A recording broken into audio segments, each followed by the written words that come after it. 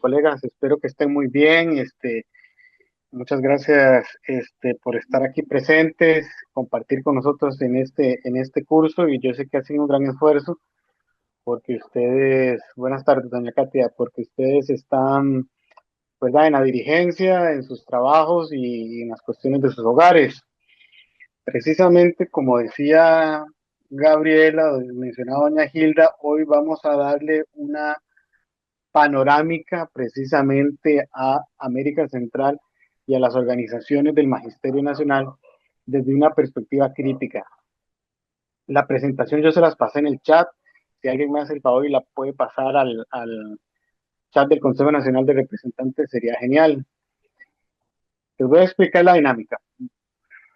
Yo les voy a pasar un link para que ustedes hagan un ejercicio y luego yo expongo. Luego de exponer, yo hago un link y les paso un link para hacer un ejercicio. Vamos a tener varios ejercicios virtuales para que lo tengan presente y estemos atentos y atentas. Lo mejor es estar frente a la compu o frente al iPod o a cualquier dispositivo. Entonces, vamos a empezar precisamente con un link que les voy a pasar.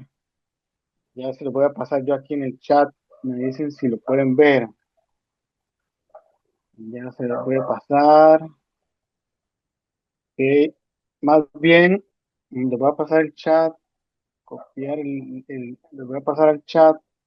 Lo que tenemos que hacer es un ejercicio en una palabra, cómo describimos Centroamérica. Ahí les pasé un link de Google Clap, que es un espacio para hacer actividades. También con el QR pueden ingresar. Aquí está el código a la par. Entonces me avisan. Solo una palabra. Bueno, vamos a ver su respuesta. ¿Listos o Lorenzo, no? discúlpeme, la asistencia está de primero en el chat. Si suben, ahí van a encontrarle el link de la asistencia. Ok, perfecto. Gracias, doña Gilda.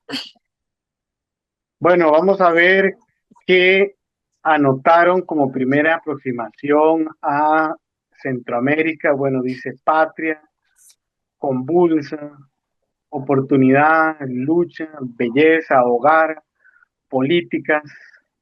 Estamos en movimiento todavía, hermandad, diversidad, cintura de América. Bueno, esa la voy a istmo, cintura de América, la voy a apuntar. Cultura de América, también tenemos historia, ecología, país de paz, armonía, diversidad es la que más se mencionó, hermandad es la que más se mencionó, diversidad, unión, bueno, excelente, unión también, ismo apenas se mencionó una vez, por aquí puede verla, lucha, grupo, cultura, aquí está ismo, bueno, no pocas veces, esto va a ser importante para la definición de Centroamérica, país,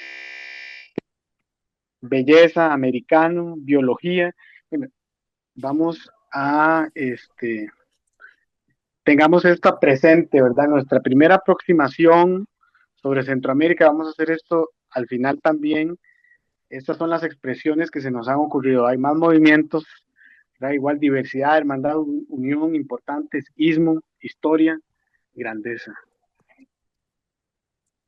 Vamos ahora a la presentación, sí la pueden ver, ¿verdad? Cualquier cosa me avisan. Lo primero sería, la exposición se llama Centroamérica y su magisterio en larga duración, porque vamos a hablar del siglo XIX, 1800, hasta la actualidad. En términos un poquito generales, porque en las próximas exposiciones vamos a seguir ahondando un poquito más. Entonces, bueno, la primera parte dice Centroamérica en larga duración. Vamos a hablar fundamentalmente de Centroamérica. Lo primero sería observar, colegas, el punto de vista geográfico y poblacional. Centroamérica son 522.700 kilómetros cuadrados, una región relativamente pequeña, pero comparable a ciertos países, en el que Costa Rica representa el 9% de esa Centroamérica. O sea, somos una porción pequeñita. También tenemos una población de 53 millones de habitantes. de los cuales representan Costa Rica el 9.6. Una consideración muy importante desde el punto de vista geográfico y poblacional es que Centroamérica es un istmo porque conecta mares y es un puente porque conecta continentes. Y es además una península, ¿no? Que es una de las características muy relevantes para pensar en toda esta cuestión de los canales interoceánicos. Ya vamos a ver en un mapa de Google Maps aquí un poco de América Central. Aquí tenemos América Central, los 53 millones de habitantes, y particularmente esto primero, de que Centroamérica es un istmo, significa precisamente que conecta mares, conecta el Pacífico y el Atlántico. Y esto no es un detalle menor, porque precisamente esta característica hace a Centroamérica precisamente un centro que conecta, porque por aquí se puede ir a China, como ven, por el Pacífico se va a China con mayor facilidad. Dice uno facilidad, ¿verdad? Pero esto es, ¿verdad? Da a China, que es un centro mundial actualmente. Entonces, serismo es una característica muy importante de América Central. Y bueno, aquí está el Océano Atlántico, ¿verdad? Que conecta con Europa. Además, ¿verdad? Eso es serismo, ¿verdad? Serismo es conectar puentes, conectar océanos. Ser puente es lo que dicen para conectar continentes. Bueno, además de que por el Océano Atlántico se puede ir a Europa y África, como puente podemos conectar el norte con el sur. Y esta es otra característica fundamental también, porque precisamente este, las mercancías pueden pasar por mar o pueden pasar por tierra. También el narcotráfico, ¿verdad? Si se produce aquí en Colombia, si aquí hay patrullaje de Estados Unidos, se tiene que ir por tierra para ir por acá. Ahora, la otra característica fundamental que tenemos que considerar es que esto es una península, ¿verdad? Estos lados de acá hacen que el mar, ustedes han visto, en una península el mar es muy calmadito. ¿Eso qué permite?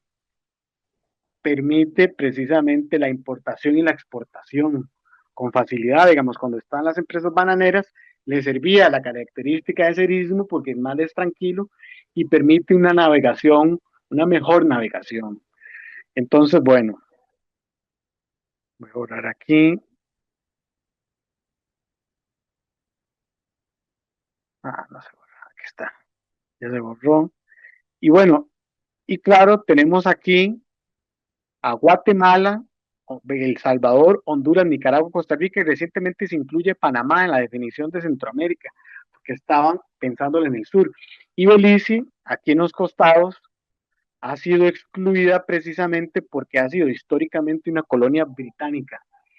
Hoy es una monarquía, se hicieron una república, bueno, se hicieron independientes hasta 1981, imagínense ustedes, se hicieron independientes ayer, pero todavía son una república. Entonces queda un poco, ¿verdad? Excluida de los análisis. Panamá es otra. Pero bueno, también ustedes han visto los migrantes que vienen de Haití, por ejemplo, o de Venezuela o de Colombia, pasan aquí por Panamá, precisamente, porque es parte fundamental de Centroamérica. Pero bueno, hasta ahora un poco desconsiderada. Vamos a seguir. Istmo, puente y península son ideas muy importantes para lo que vamos a ver. Este es un cuadro para ver cuál es el país más grande y cuál es el que tiene mayor población. Como vemos, el país más grande es Nicaragua con 130.000 kilómetros cuadrados, un 24% del territorio centroamericano es nicaragüense, le sigue Honduras y le sigue Guatemala. Son los tres países más grandes de América Central. Luego está en un cuarto lugar Panamá, Costa Rica, como les decía, 9%. Belice lo incluimos para ver la dimensión, 4%, y El Salvador es más pequeñito territorialmente, 21 en kilómetros cuadrados, ¿verdad? 21.000 kilómetros cuadrados. Y en población, ¿verdad? La mayor población la tiene Guatemala. Luego vemos los aspectos económicos, porque ahorita no es la clase no es sobre eso. Después tenemos Honduras y luego tenemos Nicaragua. Precisamente en El Salvador, vean que hay 6 millones de habitantes, prácticamente 3 millones están en Estados Unidos, otros 3 millones. Si no han visto las noticias, ya se está incluyendo una reforma electoral para que ellos puedan elegir diputados, para que tengan un peso. Entonces, bueno, eso está pasando hoy en El Salvador. Entonces, bueno, estas características, Nicaragua, Honduras, Guatemala, los países con más tamaño, y peso poblacional, Nicaragua, Honduras y Guatemala. Igual.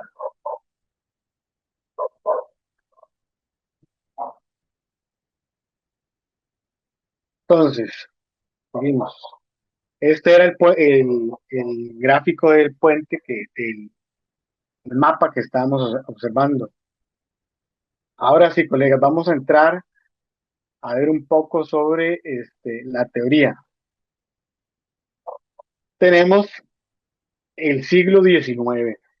Vamos a empezar con el siglo XIX, 1800, y vamos a empezar con la independencia, precisamente. La independencia de Centroamérica tiene lugar fundamentalmente en 1821. Estamos hablando de la independencia del Reino de Guatemala, ¿verdad? Que éramos colonia española. En ese momento había un gran debate, esto es muy importante, sobre si era viable que América Central fuera un estado o varios estados articulados en una federación. Existe viabilidad, existe cohesión militar y política necesaria para sostener un estado. Bueno, esa era la gran pregunta que se hizo en 1821 durante la independencia. Incluso ya en 1821, ese mismo año, algunos estados se anexan al Imperio Mexicano. O sea, la independencia estuvo siempre en disputa. Precisamente está la anexión al Imperio Mexicano en 1821. 1823, sin embargo, estoy en la parte de abajo, se instauran las Provincias Unidas de Centroamérica, otra vez pensando si es viable que exista un solo país, digámoslo así, un solo estado, y en 1824 hacen una constitución política y tenemos a la República Federal Centroamericana, que dura hasta 1821, que es la disolución de la federación. Ya desde el inicio han habido intrigas, ¿no? Puede o no puede existir esto, un Estado, podemos ser un Estado, y hoy es una pregunta fundamental. El espíritu del inicio de Centroamérica es el unionismo. Nosotros vimos en la nube de palabras unión. Bueno, ese era el espíritu inicial de la fundación, unión. Bajo, ojo, y esto es fundamental, la influencia liberal. La influencia liberal es el corazón de la construcción de América Central. Y esa influencia liberal, vamos a ver después en la siguiente filmina, tiene bastantes implicaciones. Una de ellas es precisamente que lo económico se pone por encima de lo social, eh, el autoritarismo se pone por encima de la democracia y las diferencias raciales se ponen por encima de la igualdad. Esto ya lo vamos a ver. Bueno, en este interín, como ustedes saben, William Walker invade Nicaragua. Después, Costa Rica tiene un papel importante en la campaña de 1856, precisamente. Pero bueno, hay dificultades con William Walker y yo lo subrayo aquí porque desde el inicio de Centroamérica existe una importancia muy grande de los Estados Unidos, que en ese momento no es imperio, ¿verdad? No es un imperio de Estados Unidos, pero siempre viendo a Centroamérica, ¿por qué? Porque conecta océanos y porque conecta continentes. Es una característica que en la independencia Uno de los padres fundadores de la independencia lo consigna, ya lo vamos a ver. Entonces tenemos luego, vean ustedes, se constituyen como repúblicas. Guatemala, primero en 1847, ya como república, ya existían con Guatemala, Costa Rica, Nicaragua, El Salvador y Honduras, pero ahora son repúblicas, ¿verdad? Ya tienen una constitución, tienen poderes del Estado. Primero Guatemala, en 1847, 48 Costa Rica, más tardíamente Nicaragua, El Salvador en el 59 y Honduras hasta el 65. Estamos hablando 15 años prácticamente después de que Guatemala se hizo república. Y aquí había una pregunta muy relevante. ¿Podemos ser repúblicas? ¿Podemos tener un Estado que funcione con cohesión política y militar, que respete las leyes y que permita la convivencia y la acumulación de riquezas? Se están preguntando. Es una característica fundamental del inicio de América Central. Se preguntan si son viables. Y lo otro es que hay influencia liberal. Ya vamos a hacer una encuesta sobre esto para que lo tengan presente. Y hay una influencia muy importante de los Estados Unidos.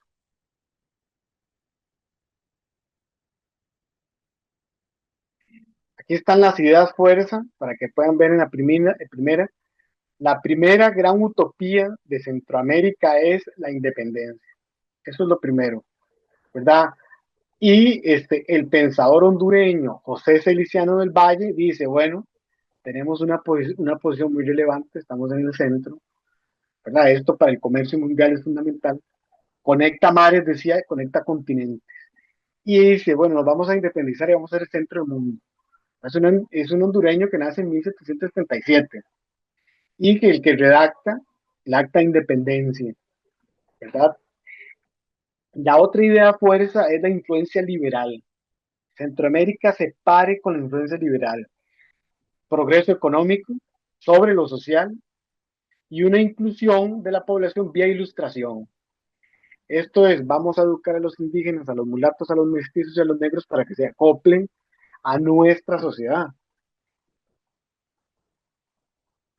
Es una herencia liberal que está desde 1821 hasta 1930. Entonces, bueno, esa es la otra idea fuerte. Ya vamos a hacer un ejercicio para que estén pendientes.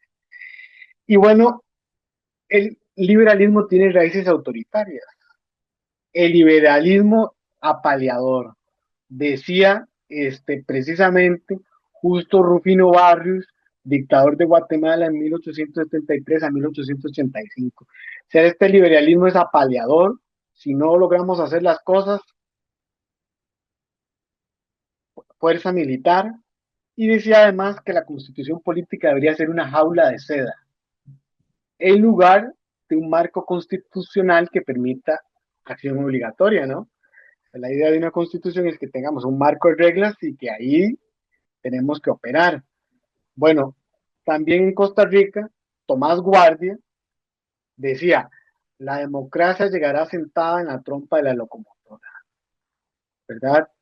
Este, en sus gobiernos, ¿verdad? 1870 y 1882, ¿verdad? Esa es una característica muy importante porque, bueno, a veces nos preguntamos de dónde surge el autoritarismo. Bueno, eso es la herencia del liberalismo.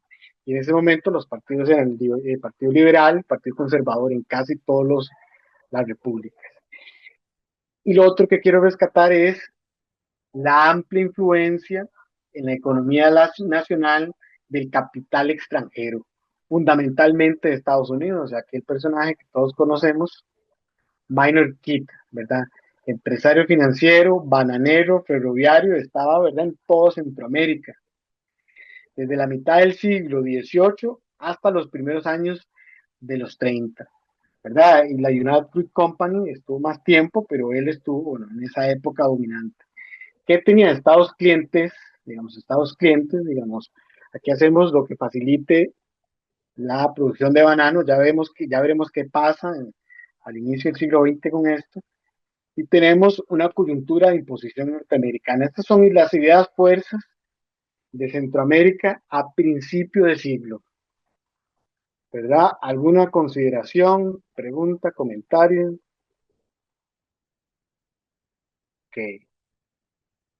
Pues vamos a hacer otro ejercicio.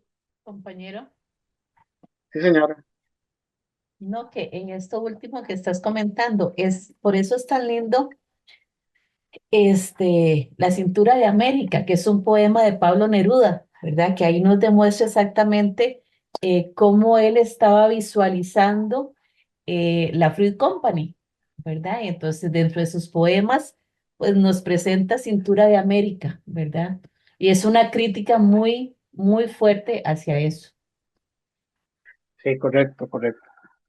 Muchas gracias, compañera. Ahora vamos a ir a la tercera actividad. ¿Qué dice? Ya se lo voy a poner aquí y les voy a pasar el link. Dice, después de la independencia, la pregunta clave en Centroamérica consiste en, ¿es viable Centroamérica como estados y articulada como federación? Es fundamental la cuestión del nombre, los símbolos y el himno de cada país.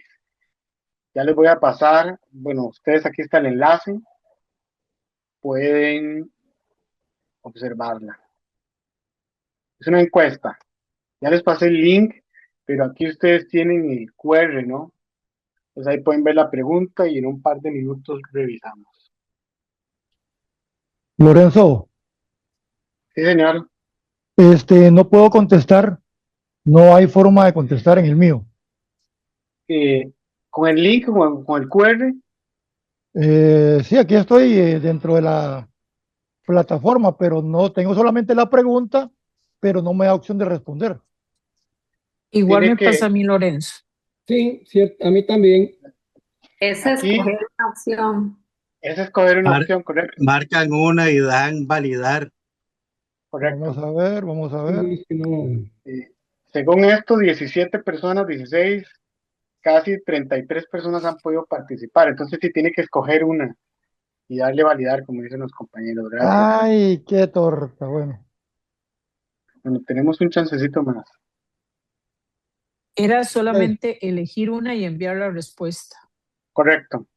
de ahí me equivoqué, no quería esa. Ah, la puña. Creo que a mí me pasó parecido. Pero bueno, ahora lo podemos discutir en el debate. Claro, lo podemos conversar.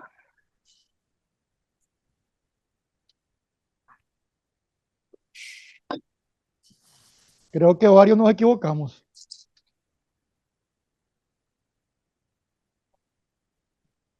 Bueno, yo aquí estoy poniendo la respuesta. Ya esto incide, ¿verdad?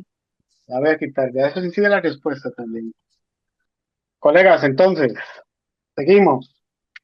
Después de la Ujú. independencia, una de las preguntas clave en Centroamérica ¿es viable Centroamérica como estados y articulada como una federación, unionismo? Esta es una pregunta muy relevante porque precisamente con algunos estados esta pregunta todavía existe, todavía es clave. Digamos, lo mencionaremos más adelante, pero en Guatemala, ¿verdad? Han habido actos de corrupción y en Honduras también que han puesto la cuestión del Estado en la palestra y lo que han dicho es el Estado es fallido.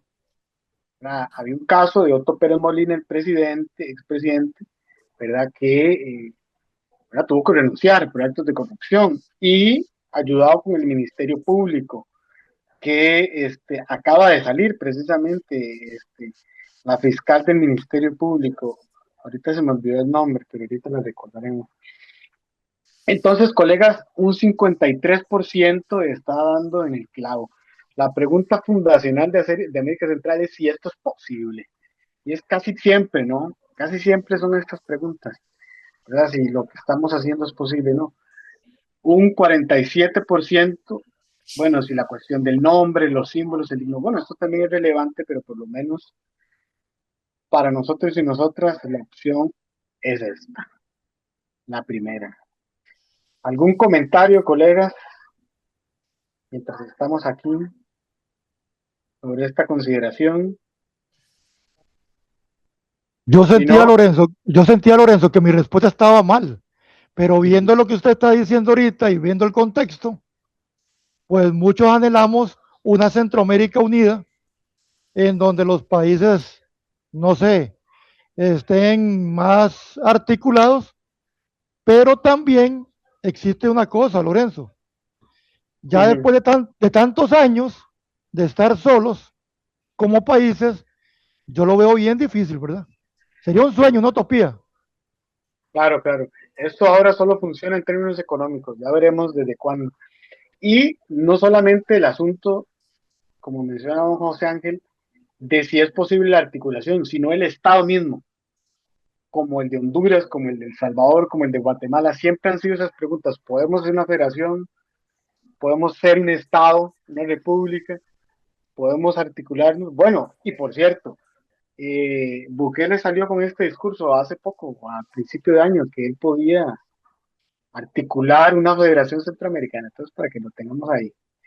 Colegas, vamos a hacer una pausa pequeñita y encendamos la cámara para que la compañera Angeli pueda tomar un pantallazo.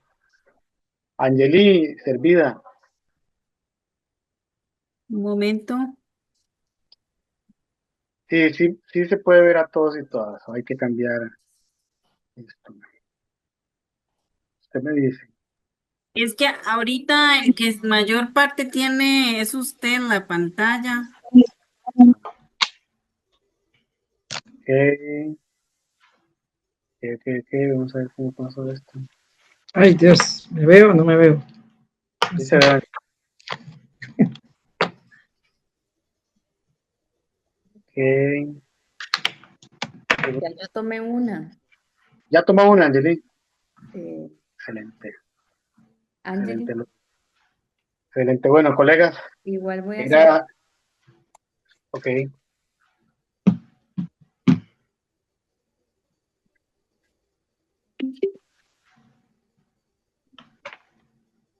Listo. Ok. Entonces seguimos ya, ¿verdad? Buenísimo. Buenísimo, colegas. Pueden dejar abierta la cámara, pero solo el audio, no por aquello. Bueno, vamos a continuar. ¿Cómo pasa el tiempo, colegas? Ya son. Bueno, luego venimos, tenemos más preguntas. Más preguntas, más preguntas. Ahorita venimos a esta otra. Vamos ahora a poner esto grande primero. Tenemos ahora el final del siglo XIX y el principio del siglo XX. Al final tenemos en 1871 un legado de Minor Keith, ¿verdad? Que tiene que ver con la United Fruit Company y con la Cuyabel Fruit Company también en Honduras. Ya a finales del siglo empezamos a ver malestares, ¿verdad?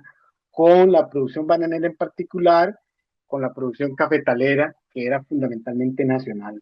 Tenemos aquí luchas contra los enclaves bananeros ya iniciado el siglo 1910, 1921, ¿verdad? Aquí en Costa Rica recordamos mucho los textos de Carlos Luis Fallas y de Carmen Lira sobre estos temas, ¿verdad? Iniciamos el siglo XX con luchas y con otro espíritu. En el siglo pasado el espíritu era liberal y en este siglo, aquí abajo a la derecha, es el siglo de la reforma social, lo social sobre lo económico, que empieza de la mano con los trabajadores, con la clase trabajadora. Particularmente tenemos al magisterio en lucha ya desde 1910, pero todavía no constituidos como organizaciones, pero sí como movilizaciones, ¿verdad? Se quedaban de ver, pedían una liga, se nombraban como una liga y salían a las calles. Tenemos, además, vean ustedes, una influencia norteamericana muy importante. Tenemos en 1910 la invasión de Estados Unidos en Nicaragua con el fin de hacer que un canal y un protectorado. Siempre han habido aquí luchas. Bueno, el Estado de Nicaragua no puede existir, tiene que existir un protectorado. Es la pregunta de si es viable en los estados, que siempre recorre. Pero ahora tenemos luchas de sindicatos, código de trabajo y jornada de 8 horas. Así iniciamos el siglo XX en Centroamérica, ¿verdad? Con la reforma social en primer lugar. Tenemos una ocupación militar y retirada de los Estados Unidos de 1927 a 1933, es lo que conocemos como la lucha de Sandino. Muchas protestas hubieron, ¿verdad?, en contra precisamente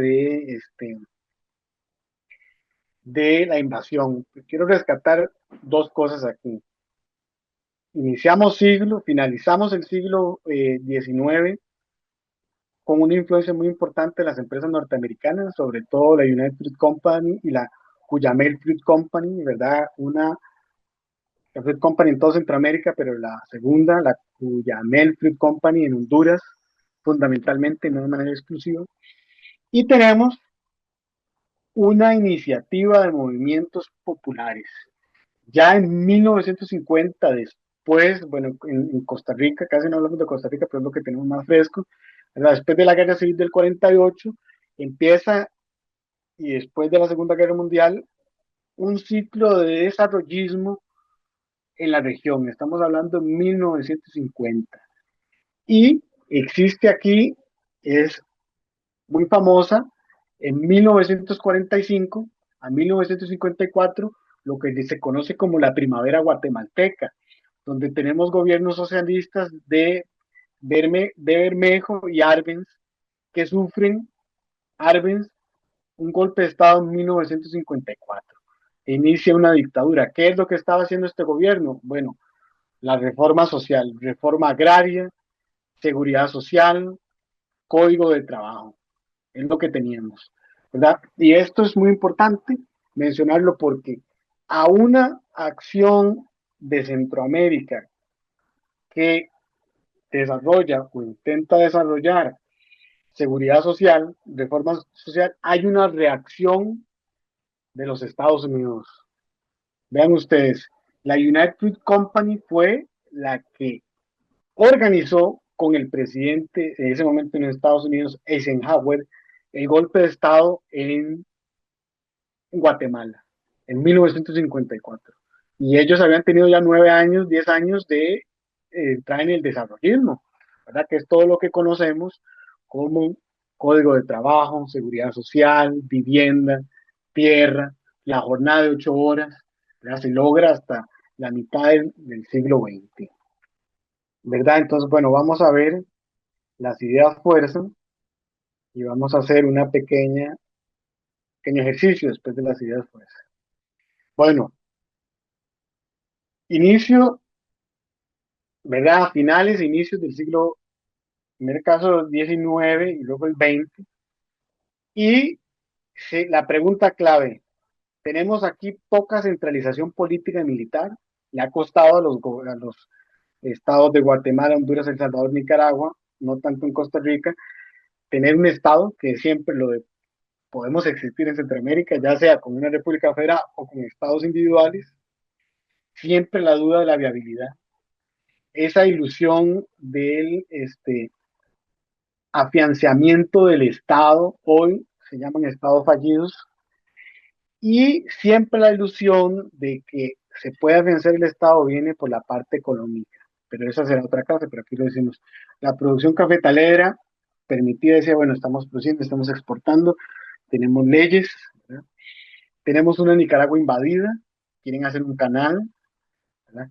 Tenemos además relaciones conflictivas y de interacción entre diversos actores nacionales e internacionales, ¿verdad? Tenemos movimientos de maestros, maestras, movimientos sindicatos ya en esta época, como veremos más adelante, y relaciones económicas muy importantes. El modelo económico determina el modelo político de Centroamérica. Eso lo veremos ya con más detalle en otras clases. Y tenemos una influencia de Estados Unidos muy relevante, ¿verdad? En el siglo pasado y a mediados de este siglo también. Tenemos golpes de Estado, reacción ante cambios sociales, ¿verdad? Se impulsa una reforma como en Guatemala, Estados Unidos no está de acuerdo, ¿verdad? Como repúblicas bananeras. Y tenemos, ¿verdad?, el concepto de repúblicas bananeras en este contexto. Se acaba la influencia liberal con la crisis de 1930 y una crisis económica y da paso a lo social sobre lo económico. Eso es lo que se está intentando en todo el siglo XX en América Central. De 1950 a 60, pocos años, en Costa Rica, un poco más, tenemos el desarrollismo, ¿verdad? En un contexto de prosperidad de 3 décadas del capitalismo mundial, ¿verdad? Sin guerras, la economía fluye muchísimo más. Hay, y esto también es relevante, no lo mencioné anteriormente, crecimiento económico, producción, riqueza, y no hay distribución de la riqueza. Y eso es un asunto muy particular porque las élites en Centroamérica, que las vamos a ver, nombres y apellidos y empresas en próximas sesiones, dicen, bueno, de ahí podemos producir riqueza, podemos tener control político sin democracia y sin justicia social. Entonces, bueno, esa es una cuestión que considera relevante en la historia de Centroamérica. Y tenemos influencia de Estados Unidos. Alianza para el Progreso.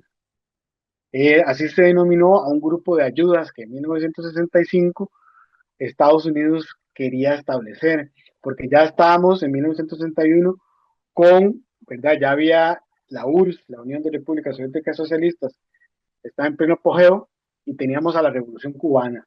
Entonces, ante estas dos amenazas, Estados Unidos dijo, bueno, ya hicimos, tenemos nuestras empresas aquí controlando, ahora vamos a tratar de dar ayudas económicas, ¿verdad? Porque se estaba gestando la guerra de guerrillas de 1970 a 1996, como veremos más adelante. Colegas, espero que no vayamos muy rápido, que hay mucha fecha, ya casi vamos al receso. Vamos a hacer otro ejercicio de estos virtuales.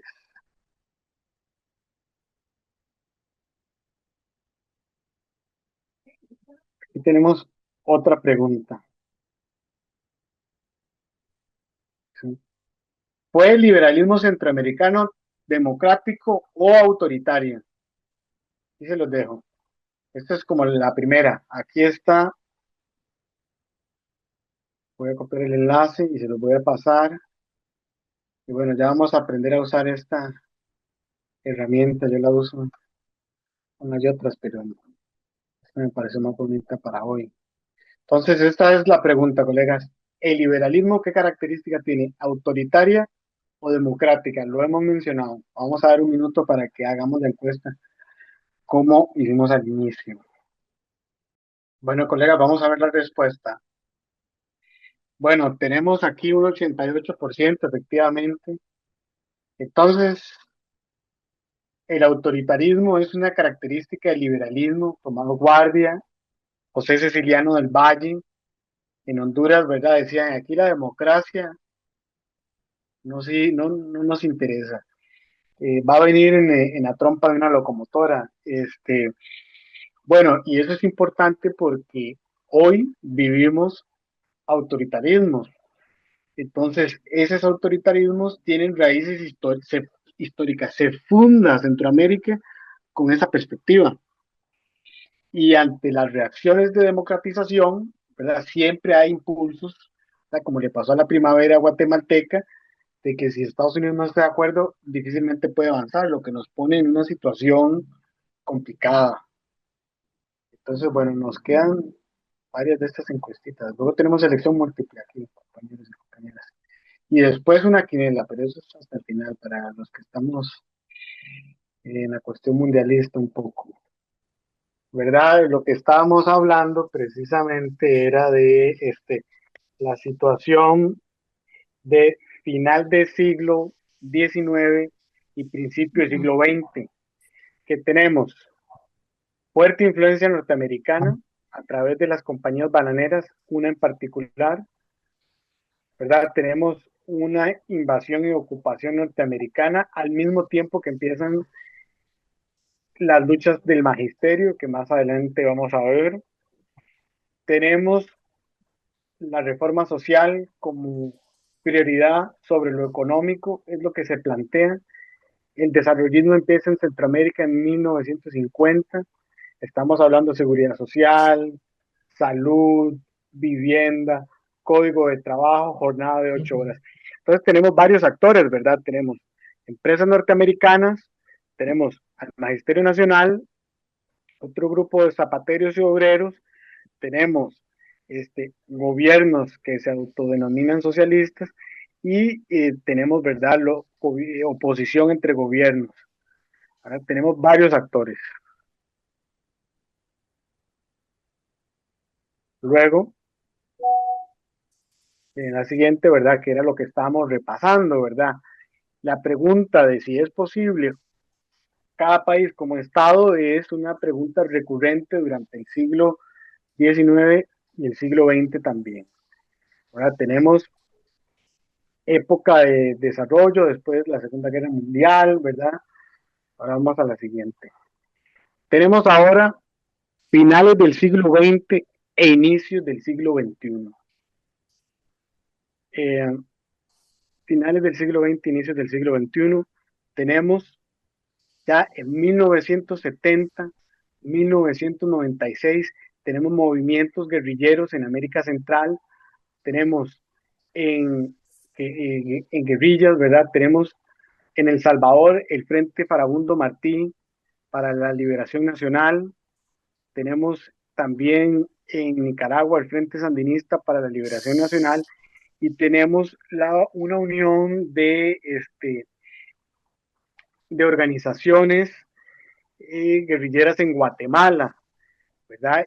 Y eso se nutre fundamentalmente en 1960, pero ya las expresiones guerrilleras las tenemos ahí presentes, ¿verdad? Aquí en nuestros países ya a mediados de 1970, en Costa Rica no tenemos guerrilla, precisamente estamos entrando al neoliberalismo. Ese es el corazón de 1970 a principios del 2000, ¿verdad? Tenemos neoliberalismo, tenemos, ¿verdad?, la privatización de empresas públicas en todo Centroamérica, tenemos también tratados comerciales, y esto es posible, compañeros y compañeras, por los acuerdos de paz. Ustedes recordarán que Óscar Arias tuvo un papel fundamental en los acuerdos de paz, fundamentalmente el de Nicaragua en 1989, en El Salvador en 1992, y vean ustedes que en Guatemala se firma el acuerdo de paz en 1996, ¿verdad? Esta guerra de guerrillas, ¿verdad?, que teníamos aquí, sectores obreros organizados, partidos políticos organizados contra los gobiernos de turno y con la ayuda de Estados Unidos, producen algo que para 1980 ya va a ser un asunto fundamental, y esto nos acerca a la Centroamérica contemporánea, los procesos migratorios. Y no solamente es un proceso migratorio, es una migración forzada. Esta es una palabra muy importante porque no se trata de un asunto de turistas, sino es la migración forzada. El contexto de la guerrilla, ¿verdad? El contexto después de los acuerdos de paz, que esos acuerdos de paz permiten el neoliberalismo en el resto de Centroamérica. En Costa Rica en 1983, 84, con Luis Alberto Monge empieza, pero porque en Costa Rica no había guerrilla, el neoliberalismo le toma más tiempo al resto de países. Y este es otro fenómeno fundamental para definir la característica de América Central. En 1990, ¿verdad?, ya en los 80, la población salvadoreña, fundamentalmente, pero no de manera exclusiva, migra a Estados Unidos, ¿verdad? También está Honduras y Guatemala. Esa migración, ¿verdad?, se da la exclusión, ¿verdad? No tienen posibilidades de insertarse a la sociedad estadounidense, se hacen pandilleros en Estados Unidos. Esos pandilleros son deportados a América Central. Estas pandillas tienen su origen precisamente en Estados Unidos, que es donde existían pandillas. En Centroamérica eso no estaba, en Centroamérica lo que eran guerras. Pero encuentra un caldo de cultivo fundamental, porque ¿qué es lo que hay después de los acuerdos de paz? Muchas armas en Centroamérica, mucha gente que sabe utilizarlas y pocas posibilidades de empleo. Entonces, ¿qué hizo la gente? Bueno, aprendió este tipo de cosas, bueno, la gente que vino y fundaron en América Central la Mara Salvatrucha 13 y el Barrio Revolucionario 18, ¿verdad? Que son las pandillas fundamentales, que solo un país de Centroamérica ha podido contenerlas. Pero bueno, de eso podemos hablar más adelante. No sé si ustedes siguen el medio de comunicación El Faro de El Salvador, donde precisamente Carlos Dada, que está exiliado en Costa Rica, dice, bueno, el fin de las maras en El Salvador fue un gobierno autoritario. Es un poco la cuestión, ¿verdad? No querían a los mareros, pero bueno, tenía un precio eso. Pero bueno, el inicio del final del siglo XX, tiene esta característica que es fundamental en Centroamérica. Las remesas, la migración forzada. Prácticamente, y lo veremos en las siguientes clases, en Nicaragua, El Salvador, Guatemala y Honduras, las remesas representan una tercera parte de la riqueza. O sea, es difícil pensar América Central sin que la gente se vaya por obligación y mande remesas.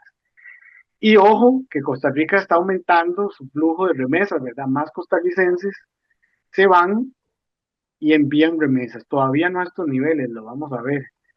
Pero eso es una característica fundamental. Las pandillas, una característica fundamental en Guatemala y en Honduras, una característica fundamental, y en El Salvador también, ¿verdad? Porque hay un SECOP que las tiene ahí. Bueno, iniciamos el siglo, ¿verdad? Ahora que hay acuerdos de paz, ¿qué es lo que sigue? Bueno, lo que se propone es el sistema de partidos políticos, que es una propuesta esta de Estados Unidos, Europa, porque en otros países como China existe el centralismo democrático, solo hay un partido único. Entonces, bueno, lo que se hace en Centroamérica es el sistema de partidos y empieza el bipartidismo. En El Salvador, Arena y la guerrilla se hace partido del Frente Farabundo Martí para la Liberación Nacional. Este es de empresarios, digamos, de derecha. En Guatemala tenemos a Vamos, UNE y el PP, que son liberales. En Costa Rica lo sabemos, PLN y PUS. Y en Nicaragua está el Partido Liberal Constitucional, de Hernando Alemán, por ejemplo, y el Frente Sandinista para la Liberación Nacional, ¿verdad? Y en Honduras tenemos el Partido Nacional y el Partido Liberal, que son los que se están, ¿verdad? ¿Cómo se llama? A veces se están turnando en el poder. Y esta es una característica, otra clave abajo a la derecha, de América Central para el inicio del siglo. Vean ustedes que aquí la intervención norteamericana continúa, pero esta vez se preocupa por la migración, por la violencia, posteriormente, porque aquí todavía no hay narcotráfico, que pase por aquí. Y empiezan los tratados de libre comercio. Ya en los 90, con la implosión de la Unión de Repúblicas Soviéticas Socialistas, Estados Unidos queda como el hegemón, queda como el dominante. Poco tiempo realmente. La URSS implosiona en 1994 y ya en el 2005 está China, ¿verdad? Estamos hablando que Estados Unidos, ¿verdad? Tiene 10, 15 años de hegemonía. Entonces empieza el Tratado de Libre Comercio entre Estados Unidos y Centroamérica. Aquí nosotros tuvimos una vivencia muy relevante con el Tratado de Libre Comercio, pero esto se dio en todo Centroamérica. Ahora, ¿cómo estamos viendo?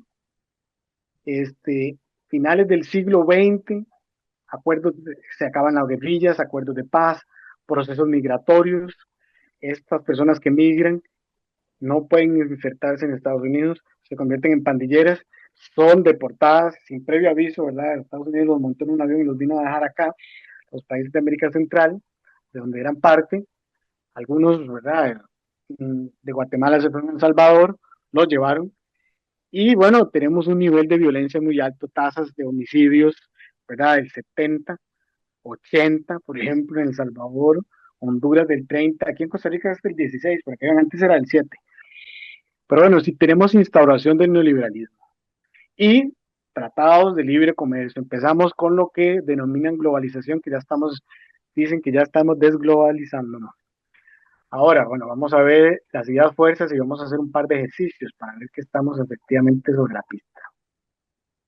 Las ideas fuerzas de esta exposición, de esta parte de la exposición.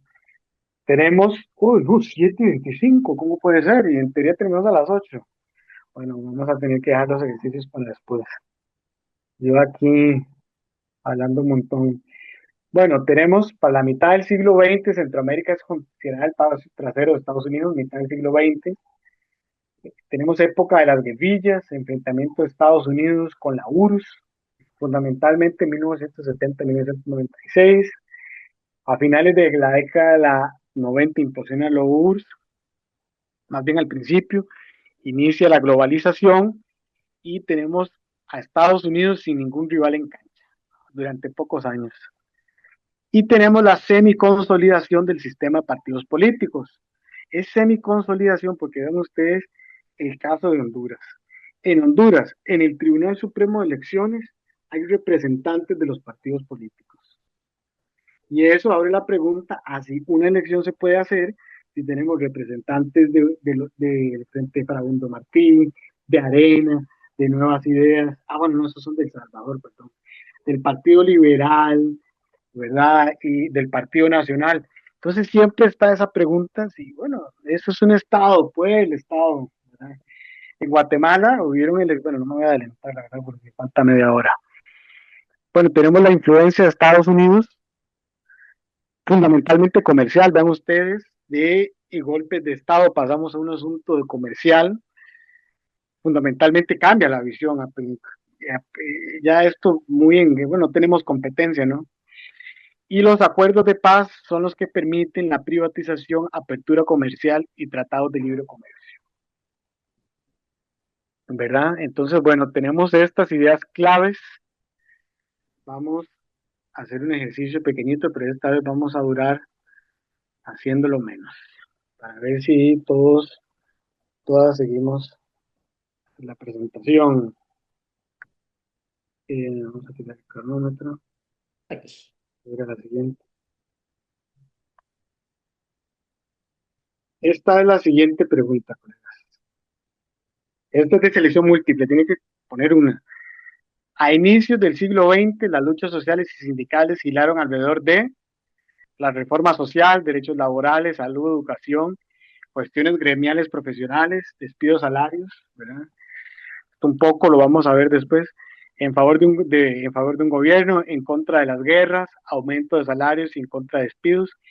Estamos hablando a inicios del siglo XX, ¿verdad, compañeros y compañeras? ¿Qué estábamos hablando a inicios del siglo XX? Teníamos luchas por el Código de Trabajo, ¿verdad? Para que lo tengamos de repasito. Ahora sí, les voy a pasar el link, aquí está esto. Y vamos a dar 2 minutos. Ahí está el link, aquí está el QR y vamos a ver, selección múltiple, tiene que escoger una. Precisamente la mayoría votó por la opción 1, que en este caso es la que estamos viendo, ¿verdad? La 4 también es correcta, solo que no incluye todo lo que estamos hablando, ¿verdad? A inicios del siglo XX, 1910 en particular, la reforma social se pone sobre lo económico y tenemos luchas por derechos laborales, salud, educación y cuestiones gremiales y profesionales, despidos y salarios. No lo he mencionado a profundidad, pero después lo vamos a ver. Y efectivamente hay aumentos de salario y contra despidos, ¿verdad? Pero la opción fundamental aquí es la número 1, ¿verdad? Que el 70% de las personas, el 70% de los que estamos aquí, estamos con eso. Y bueno, un 14 en 30, ¿verdad? En la tercera parte, que esto tampoco es correcto, solo que está incompleto. Colegas, seguimos. Okay. Voy a quitar esto de aquí. No voy a borrar dibujos. Excelente. Bueno, vamos a continuar, colegas, y luego hacemos 2 evaluaciones, dos preguntas más. La idea es estar siempre en movimiento. Bueno, ahora, bueno, como decíamos, tenemos finales del siglo XX, inicios del siglo XXI, acuerdos de paz, sistema de partidos políticos, tenemos bipartidismo, proceso migratorio forzado. Es una característica de Centroamérica, es que nadie en América Latina migra tanto como en América Central. Después vamos a ver los datos ahorita, estamos haciendo una repasada, ¿verdad? Teniendo esto sobre los ojos, y tenemos pandillas, tratados de libre comercio, ¿verdad? Y bueno, ahora vamos al siglo XXI, como estamos hoy, ¿verdad? ¿Cómo estamos hoy? Existe una tendencia fundamental del autoritarismo como el corazón del siglo XXI. ¿No? Tenemos el 2009 un golpe de Estado en Honduras, ¿verdad? Contra la influencia de China y Rusia y de Venezuela en ese momento. Le hacen un golpe de Estado a Manuel Zelaya, es como el signo de que empezó el autoritarismo en Centroamérica, o renació más bien, creo que es la palabra más adecuada. Y Manuel Zelaya, no sé si ustedes recuerdan, viene en pijamas y lo dejan aquí. En 1950 lo hubieran asesinado, pero en 2009 lo dejaron en pijamas aquí, ¿verdad? Y ese gobierno era de Oscar Arias, recuerdo. Y bueno, ya empieza en contra de la influencia de Estados Unidos, China y Rusia, ¿verdad? Estamos aquí todavía en eso. Tenemos una consolidación de la migración forzada y las remesas, ¿verdad? Tenemos que es un asunto ya la tercera parte de la riqueza. Tenemos ahora problemas con el narcotráfico, con la corrupción, y como Centroamérica es puente y es istmo y península, entonces Estados Unidos viene con una política contra el narcotráfico y impide, imposibilita que las lanchas pasen por los mares. Entonces, ¿por dónde se tienen que venir? Bueno, por la tierra. Eso empieza a fluir con más fuerza en el 2005 en América, aquí, América Central. Tenemos ruptura del bipartidismo, un asunto fundamental. En El Salvador gana Nuevas Ideas, el partido de Nayib Bukele. En Honduras gana Libre. Nicaragua gana el Frente Sandinista, bueno, al final fue lo que fue, pero gana Libre, que es el partido de Xiomara Castro, precisamente, que hace poco pierde las elecciones. Pero bueno, tenemos también un dato particular, que Estados Unidos está mirando a otro lado, ¿verdad? Todavía. Solamente le interesan las causas de la migración y el narcotráfico en el 2010. Este es un asunto muy particular, porque vean ustedes que puede ganar los partidos de izquierda en Honduras, en El Salvador y en Nicaragua pueden ganar, y Estados Unidos no interviene. Interviene solamente con migración y narcotráfico. Y interviene, digamos, ahora un poco con inversión y dando ayuda económica. Aquí hay un problema a partir del 2010, porque las agencias de Estados Unidos dicen, bueno, nosotros estamos dando recursos, pero no le está llegando a la gente. Entonces dicen, los gobiernos son corruptos. Y lo que hacen es tratar de darle ese dinero a las ONGs, a las organizaciones no gubernamentales. Y, ¿verdad? Los casos de corrupción, aquí señalé dos muy importantes en Centroamérica, que es el caso La Línea en Guatemala, donde tiene que denunciar el presidente entonces, Otto Pérez Molina, por un caso de defraudación aduanera. Y había muchas manifestaciones en las calles. Y luego, ¿verdad? Después de que sale Juan Orlando Hernández, que es el expresidente hondureño, es extraditado a los Estados Unidos por narcotráfico. Y bueno, ustedes vieron, hace poco lo indultaron. Y tenemos otro elemento que también ya es crucial aquí, ¿verdad? Al principio del siglo XXI tenemos un golpe de Estado, problemas de narcotráfico, problemas de corrupción, se acaba el bipartidismo, empiezan gobiernos autoritarios, ¿verdad? Con tendencia autoritaria, que es lo que les decía, que dice Carlos Dada, el director del Faro. Bueno, como soñábamos que se iban a acabar las maras, pero no sabíamos que eso, el final tenía que ser un gobierno autoritario de las maras. Y bueno,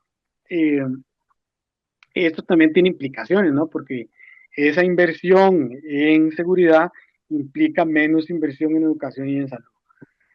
Y tenemos también 2017, 2024, el primer gobierno de Donald Trump y el inicio del segundo. Y ya aquí la mirada regresa a Centroamérica. Siempre hablamos de Estados Unidos porque no, la historia nuestra es también la historia de la incidencia de Estados Unidos aquí. Entonces ya por ahí del 2010 la mirada era solamente causas de la migración, no queremos que haya tanta migración. En el 2018, no sé si ustedes recordarán las primeras caravanas, ese éxodo de personas que usted veía caminando por México, pasando por el desierto, eso empieza en el 2018.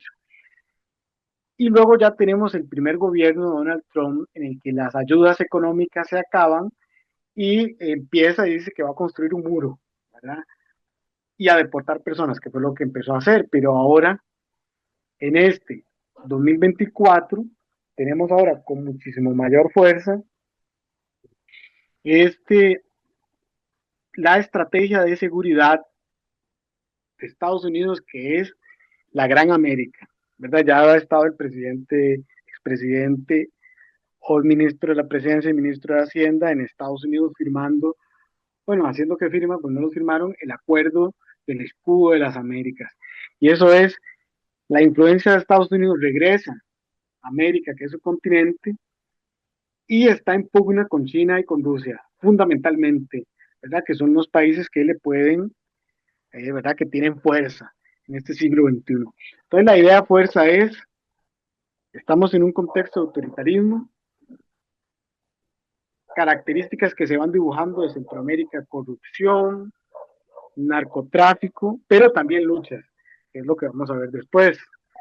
Pero bueno, esto es lo primero. Bueno, sí, lo primero que vamos a decir. Entonces, seguimos. Ideas fuerza, ¿verdad? Para que lo tengamos presente. Pensamos en Centroamérica, bueno, corrupción, narcotráfico, es difícil, es viable el Estado, esa es una pregunta fundamental. Ahora en Guatemala, hace un mes, fueron las elecciones de segundo término, se eligió el Ministerio Público, se eligió la Corte, ¿verdad? Se eligió el fiscal y, ¿verdad? En esa elección, no es como aquí que lo elige la Asamblea Legislativa, no, lo elige la Universidad de Guatemala, la Universidad de San Carlos tiene un voto, el Colegio de Abogados tiene otro voto, y el presidente Arévalo estaba en pugna directa con la fiscal, que no han tenido problemas para gobernar. Se me olvida el nombre. Se me olvidó el nombre. Es que una era José López, pero eso era de Honduras. Ahorita que en elecciones en Honduras. Pero bueno, la migración formada de las remesas constituye un punto central de la economía centroamericana. Y los primeros 20 años del siglo, Estados Unidos realiza más acciones comerciales que intervenciones militares. Desde el segundo gobierno de Trump se cobra una mirada y una acción más intervencionista en la región. Se generan dificultades para los migrantes y esto con las remesas es un problema. Se desarrolla una revitalización del autoritarismo que tiene sus orígenes en el siglo pasado, y la pregunta de si los estados centroamericanos son viables se mantiene. Porque en Guatemala se está, bueno, que no es viable el Estado, el Ejecutivo tiene problemas con el Ministerio Público, el Ministerio Público no quiere cesar y tienen que ir a ver quién consiguen en la universidad y en el colegio de abogados para nombrar a otra persona, y al final de cuentas, ¿verdad? No, bueno, y está lo que llamaban en Guatemala el pacto de corruptos, precisamente, que empieza con Otto Pérez Molina. Ahí estaba la CICIG, la Comisión Internacional de Justicia, se llama más o menos, ahorita revisamos, te voy a revisar yo rápidamente, y en Honduras había una, no las, no las incluí, ya las voy a poner, sí, sí, a ver, se llama la Comisión Internacional contra la Impunidad en Guatemala, otra manera de intervenir en Estados Unidos, pero digamos que más saludable. Eso es bueno. Y ahora vamos a la historia de América Central, del magisterio en Centroamérica. Pero dado que terminamos la primera parte,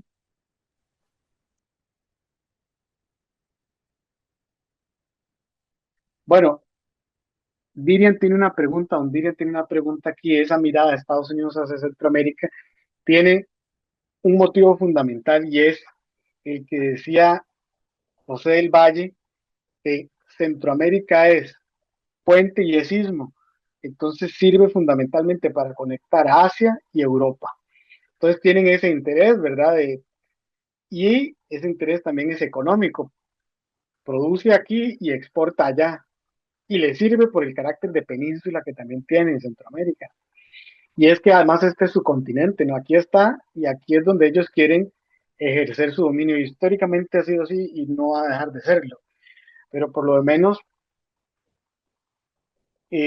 la mano de obra que le interesa, por ejemplo, es cuando los migrantes están allá, es que también le interesa, ¿no? Porque pagan más bajos salarios.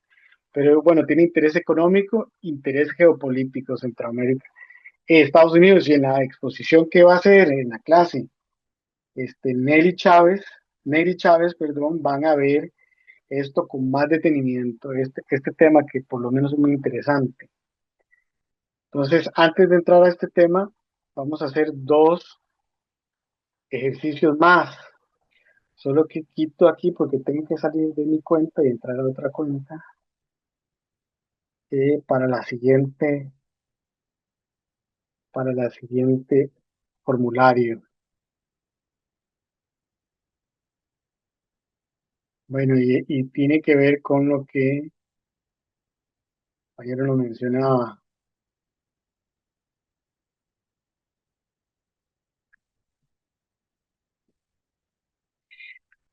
Esta también es de selección múltiple, compañeros y compañeras. ¿Por qué Estados Unidos tuvo tanta influencia en Centroamérica de finales del siglo XIX y durante el siglo XX? Recordemos que en el siglo XXI ya dejó un poco de estar influyendo tanto, porque promovió la unión política en Centroamérica, porque controló importantes inversiones económicas y participó en intervenciones políticas, porque sustituyó completamente a los gobiernos centroamericanos. Ahí está el link, colegas, ahí está el link.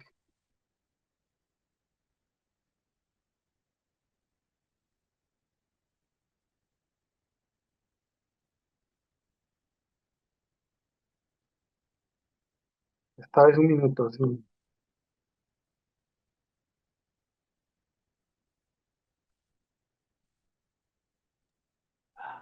A mí, disculpe, don Lorenzo, a mí me sale que no hay ningún nuevo voto de momento.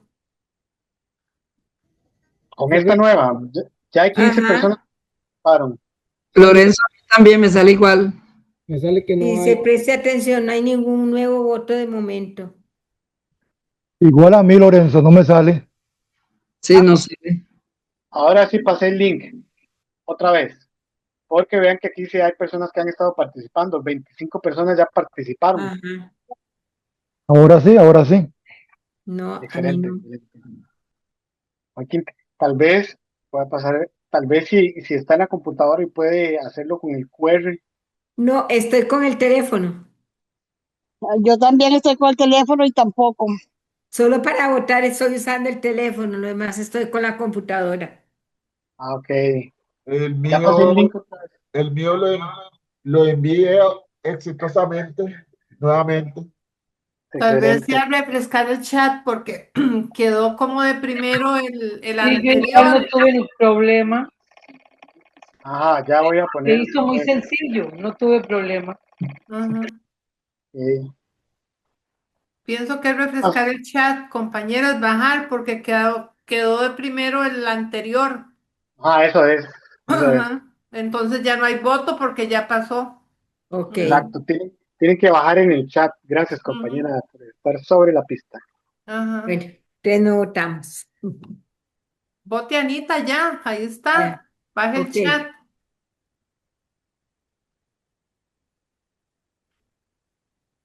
Ya lo logré enviar. Y ahora sí. Ah, genial.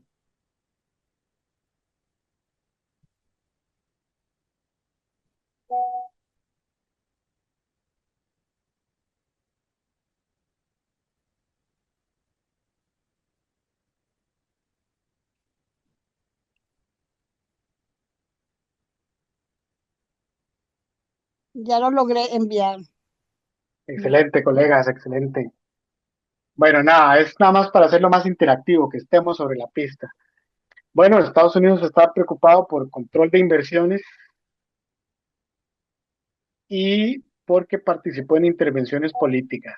Más que todo durante el siglo XIX y el siglo XX, siglo XXI estaba en la nota comercial, como no tenía competencia, estaba en la nota comercial, de tratados de libre comercio, etcétera, etcétera, etcétera. Vamos a hablar del magisterio, compañeros y compañeras. Vamos a hablar del magisterio. Vamos a hablar del magisterio.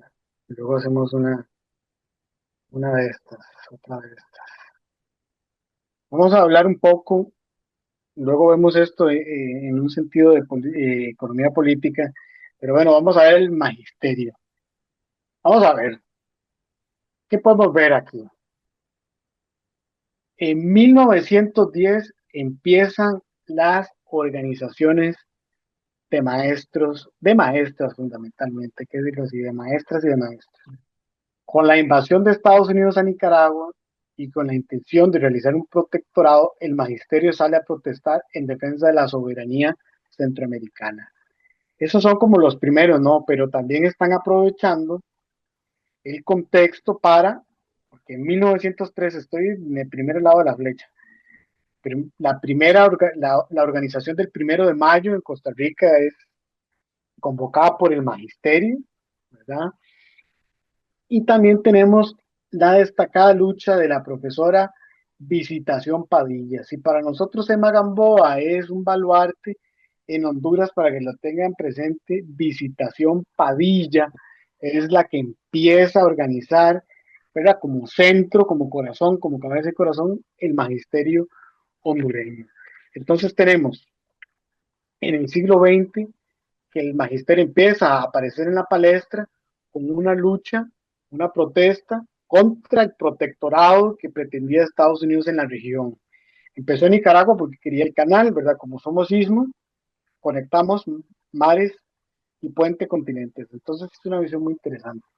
Esta Visitación Padilla ya para esas fechas estaba en las luchas sufragistas del voto femenino.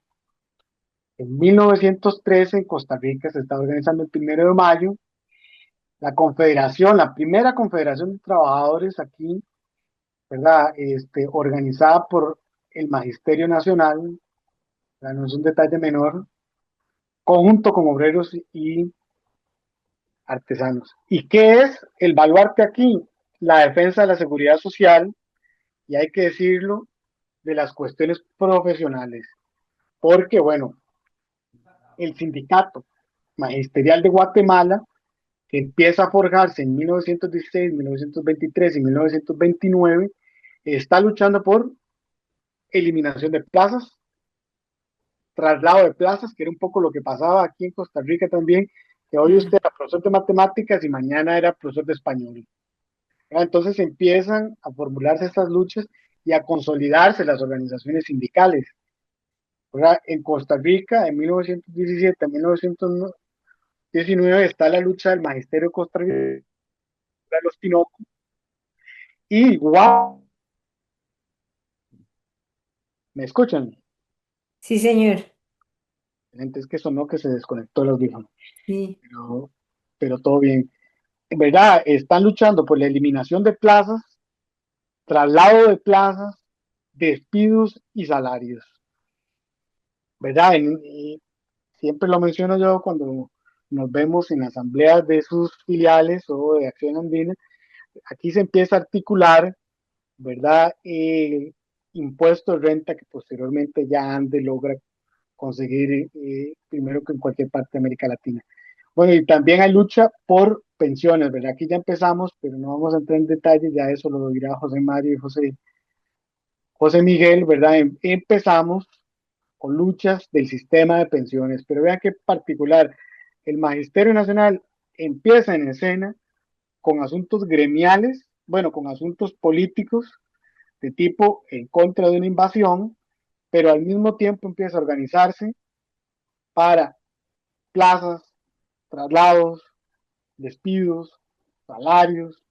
También hay una lucha en Guatemala por pasar de elecciones, ¿verdad? Porque pasan de elecciones a estar nombrados completamente. Pero bueno, en 1920, en 1950, el Magisterio Nacional, igual que en Costa Rica, de la mano de Visitación Padilla, se consigue el voto femenino en Guatemala. Tenemos en 1944 lucha contra la dictadura de Tiburcio Carías, entonces Honduras. El Magisterio Nacional ha sido clave precisamente en América Central para la agenda social. Es una característica para la agenda profesional y la agenda social. Aquí tenemos 1940-1942, la fundación de ANDE, fundamentalmente en 1942, ¿verdad? De la mano de Emma Gamboa, ¿verdad? Que Emma Gamboa, hay otras personas desde luego, pero Emma Gamboa está ahí y también está con lo del sufragismo y el voto femenino. Juega un papel crucial también en la guerra civil.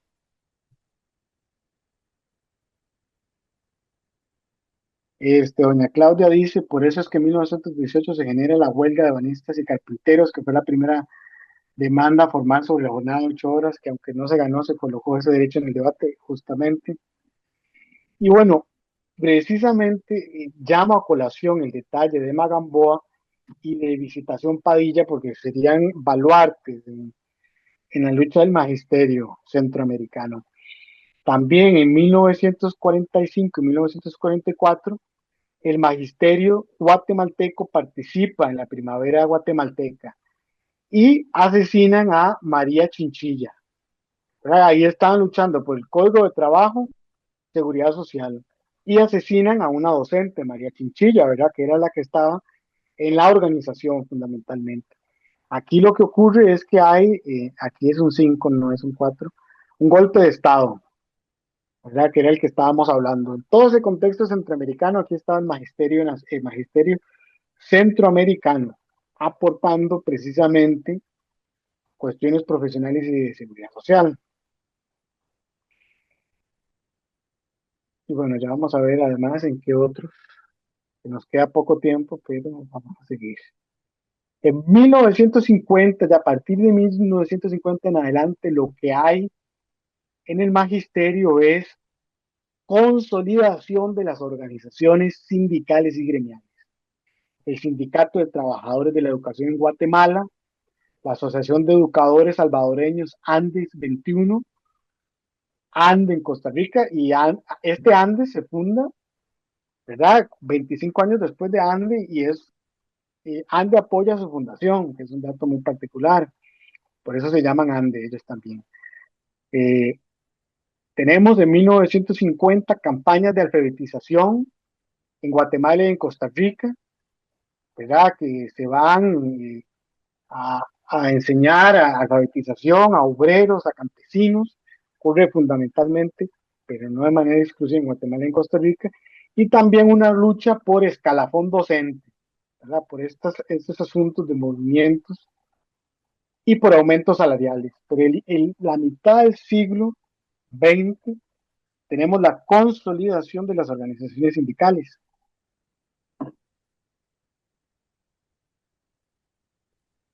Posteriormente, en 1970-1996, en la época de las guerrillas, tenemos también participación del magisterio, la comandante Ana María, ¿verdad? Que es comandante salvadoreña, dirige parte de la revolución salvadoreña, y bueno, ella se llamaba Mélida Anayes Montes, y es asesinada en Nicaragua por otro comandante salvadoreño. Pero bueno, la ponemos aquí para decir que el magisterio estaba en todas las luchas que se presentaron en sus países.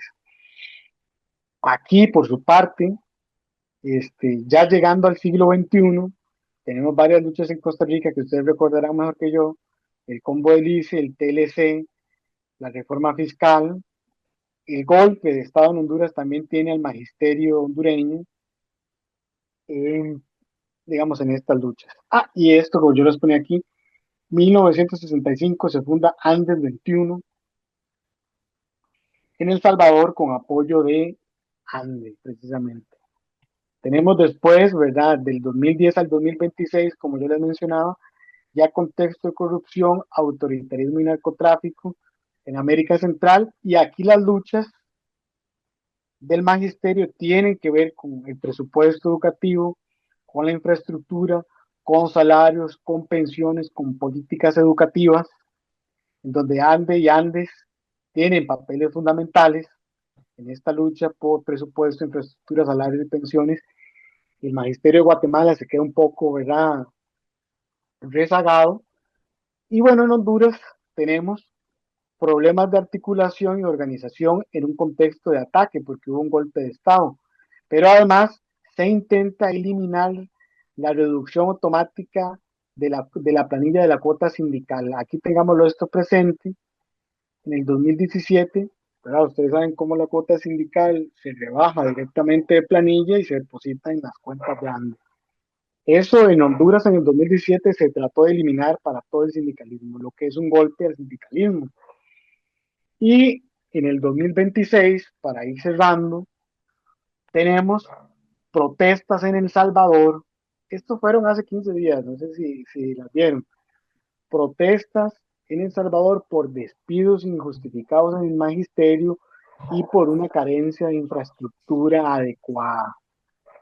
Entonces tenemos siglo XX en el siglo XXI, ¿verdad? La participación de las organizaciones del magisterio en, ¿verdad?, conflicto y cooperación, porque también hay cooperación con gobiernos, con Estados Unidos, con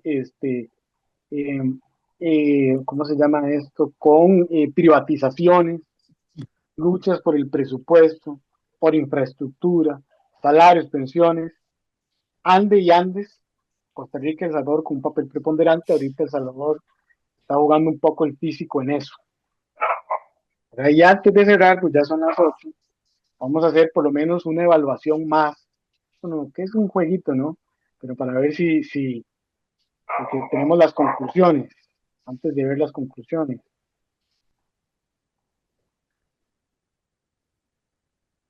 Porque venimos con las conclusiones, pero vamos a hacer un último ejercicio.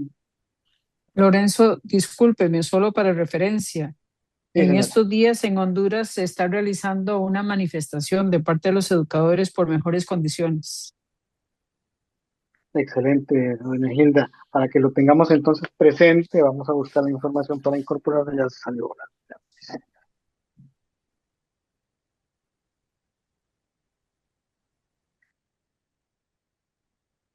Vamos a cerrar con esta pregunta. ¿Cuál ha sido una de las principales luchas de las organizaciones magisteriales centroamericanas durante el siglo XXI? Aumento de cobertura educativa, defensa de salarios, pensiones, presupuesto. Allá, aquí lo vamos a poner. Voy a poner el link, que es el último. Bueno, como dice Gabriela, efectivamente, existe un proceso de militarización ahí. Esas protestas en El Salvador hay que darle seguimiento, y a las de Honduras que mencionaba doña Gilda, para ver. Ahí les envié las fotografías y una carta que hace CETERA en solidaridad con Honduras para que los compañeros vean la situación que no se aleja mucho de hace 100 años. Gracias, doña Gilda. Si puede, la pasa al chat para yo tenerla también. Al chat de Zoom, perdón. Te la voy a enviar a vos directamente. Gracias.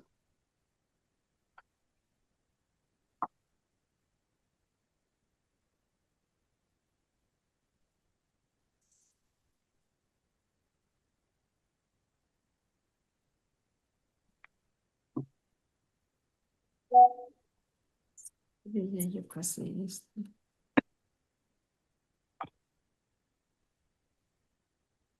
No veo el link yo. No, no me está. Voy a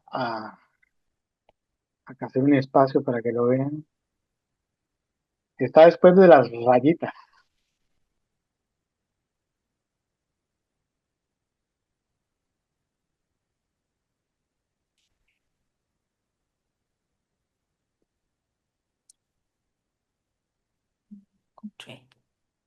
Lorenzo, ahí dice, disculpe, ahí dice que uno puede solo una, pero las dos opciones creo que se pueden marcar y son válidas.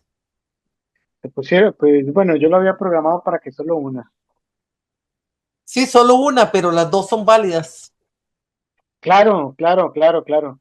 Aquí, lo que pasa es que esta es más abierta, bueno, incluye más cosas. Pero como dice, no vi quién habló. María Isabel, profe. Isabel Rojas. Pero las dos son válidas porque, o sea, de las dos ha hablado el aumento de cobertura educativa, pero también está la defensa de los salarios, pensiones y presupuestos. O sea, las dos son válidas si fuera el caso. Yo marqué una, pero puedo marcar las dos porque las dos son válidas. Claro, doña Isabel, eso es correcto. Mira. Podríamos haber marcado las dos. En este caso estamos dándole más peso a una que a otra, pero efectivamente, como menciona la compañera, bueno, tenemos un 94%. Yo marcaría la 2, pero no pude porque no abrió ese link. Le di al link y no abrió. Yo estoy igual, batallé con el Después, teléfono. pero no me dio el chance.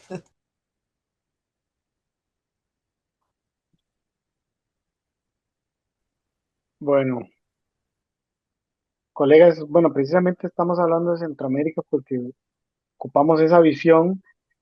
Ya vamos a abrir para que ustedes puedan comentar observaciones que me parecen muy importantes, muy relevantes, como lo que decía la profesora, bueno, doña Isabel, que yo la conozco por doña Isabel, no María Isabel.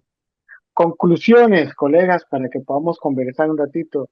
Centroamérica, una historia de tensiones permanentes entre democratización, reforma social, autoritarismo y concentración de la riqueza. Las élites centroamericanas, y esto es un asunto para finalizar, perciben que para tener riqueza y poder no necesitan democracia y justicia social. Próxima clase vamos a hablar de ellos y ellas. Pues está, ¿en qué está invirtiendo la familia Uribe cuando vendieron Más por Menos y Palín? ¿Qué está haciendo los dueños de Fisco cuando ya vendieron la cervecería? ¿En qué están invirtiendo? ¿Qué le parece a la élite? ¿Cómo está el sistema educativo nuestro? Bueno, vamos a hablar de las élites en próximas sesiones. El magisterio centroamericano es uno de los sectores más relevantes en la región, en el que Ande tiene un papel preponderante, hasta ayudó a fundar organizaciones sindicales en otros países, para que ustedes vean. Y bueno, las organizaciones que se fundaron no existen en otras partes, pero bueno, eso lo podemos ver con José Miguel y José Mario. Han luchado, ¿verdad?, por código de trabajo, jornada de 8 horas, mejoras profesionales, infraestructura, la consolidación sindical. En la actualidad la región vive desigualdad, corrupción, narcotráfico, remesas, autoritarismos que vienen desde la independencia. Y Centroamérica tiene un peso geográfico muy importante por ser puente, istmo y península. Y en estas luchas, bueno, en este contexto, el magisterio tiene un papel preponderante. Y para finalizar, todos estos malestares, luchas y desafíos, como hemos visto, tienen larga duración. Centroamérica es una larga duración de, ¿verdad?, relaciones conflictivas y de cooperación, ¿verdad?, porque Ande consigue, por ejemplo, el impuesto de renta para financiar salarios. Hoy tiene junta paritaria, ¿verdad? ¿En qué otras partes de la región tenemos junta paritaria? No es un detalle menor. Pero bueno, eso es, colegas, la presentación que teníamos para hoy. Micrófono abierto para escucharlos. Dice, doña Isabel dice, la educación de adultos en Costa Rica nació como una herramienta de inclusión social y justicia educativa, gracias a las campañas de alfabetización y fortalecimiento de derechos laborales. Miles de personas tuvieron oportunidad de estudiar, superiorarse, contribuir. Necesitamos un cursito de uso de tecnología. Bueno, excelente abordaje. Todo eso pasó cuando yo tenía 7, 9 años. Lo escuchaba en radio, muy interesante, doña Rocío. Y bueno, qué orgulloso de ser andino, nada menos, colegas, nada menos. Don Vivian, Así, eso le iba a decir. adelante, don. Hola, hola, don Lorenzo. Impactada de, por ejemplo, que las luchas sindicales, a pesar de que, valga la redundancia, nuestros sindicatos se abocan a la defensa de derechos laborales, siempre va a ir marcada o de la mano de la situación política del país, ¿verdad? O sea, no nos podemos desligar porque nos va marcando como la pauta a los sindicatos. Y luego sorprendida de ver cómo, ya sabemos nosotras, ¿verdad? Las docentes, que el magisterio, somos más mujeres que hombres, pero me encantó aprender hoy cómo esas luchas del magisterio empezaron encabezadas por mujeres, por grandes lideresas sindicales. Claro. ¿Quién más quiere comentar? Perdón, Lorenzo, si me permite unos minutitos.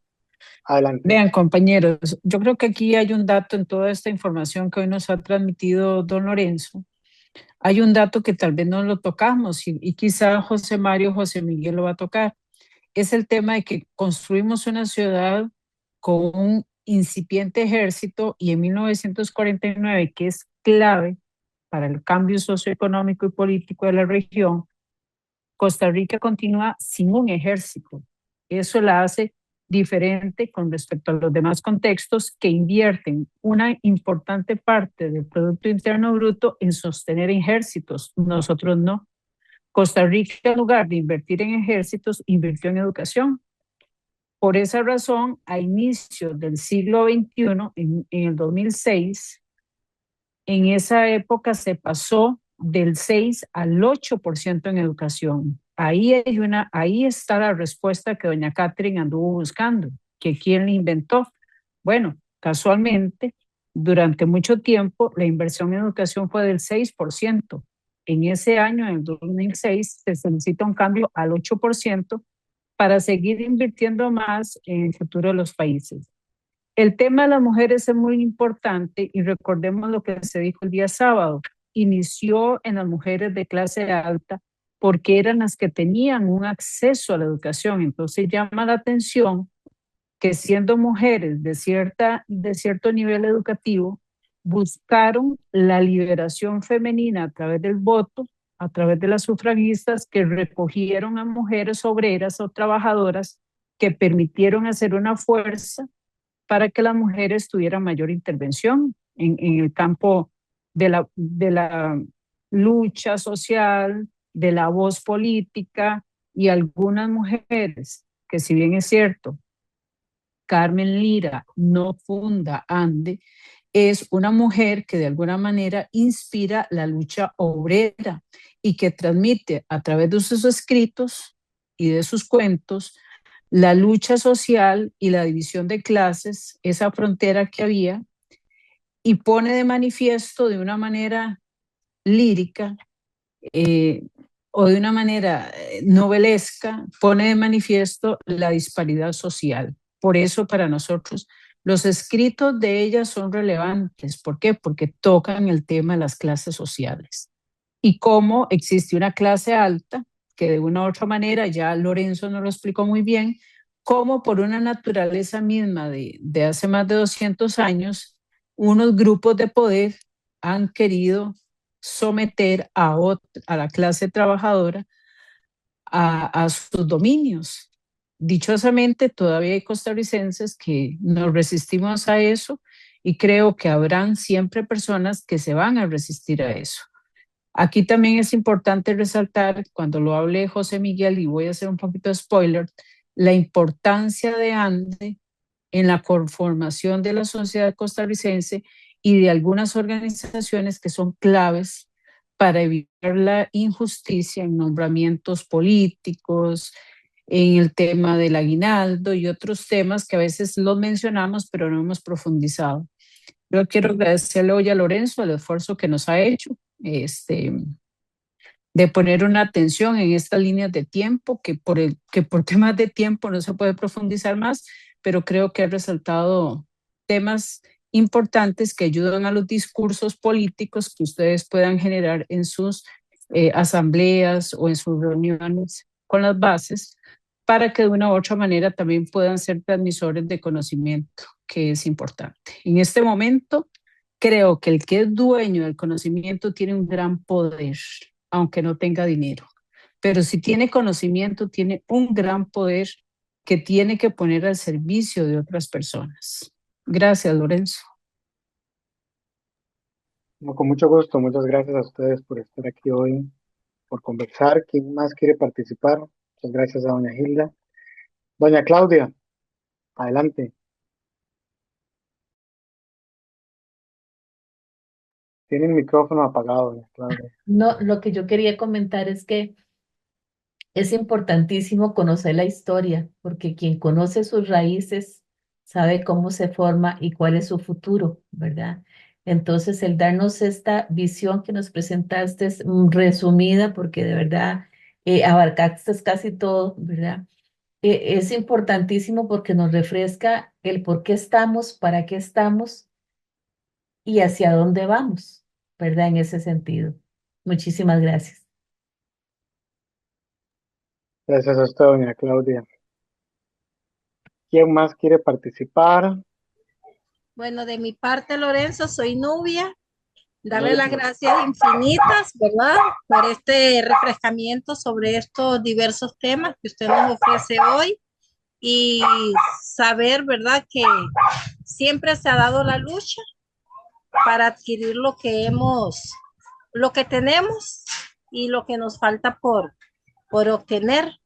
Hay que seguir adelante luchando por la parte de la salud, la parte de educación, del trabajo y todos aquellos temas que siempre van a estar para favorecer a la población, tanto costarricense como también centroamericana. Gracias, doña Nubia. Saludos al perrito. Ya dice doña Ana Consuelo Porras, es la fiscal en Guatemala, que no puede conseguir el nombre. Muchas gracias, doña Ana. Don Iván y luego don Juan Ignacio. Gracias, compañero. Buenas noches a todas y a todos.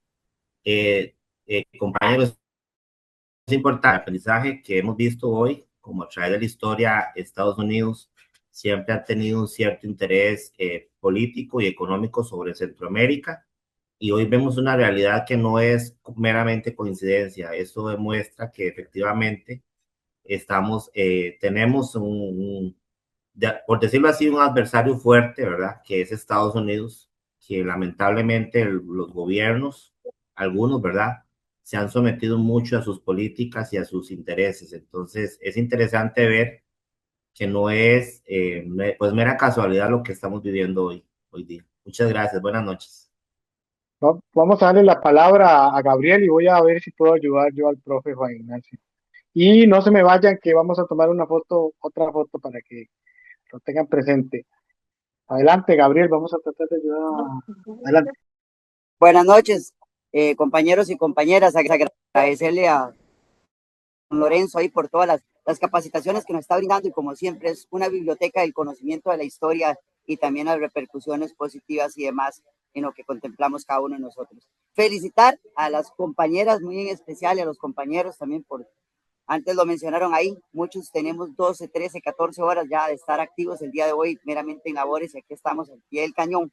Pero es importante instruirnos, comentar, absorber conocimientos, porque la persona que se empodera de conocimiento es la persona que puede luchar por sus derechos. Y así lo decía el compañero Lorenzo con lo que ha mostrado, una pincelada de toda esta cintura o el istmo o el puente de conocimiento que es Centroamérica para el mundo.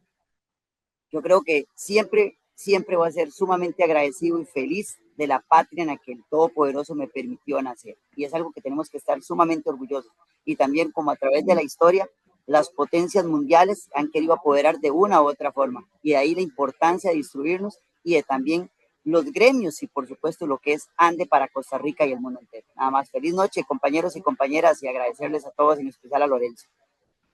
Como dicen en el chat, colegas, que viva ANDE. Ahí lo viene. Muchas gracias, Lorenzo. Muchas gracias a todas y a todos por su tiempo.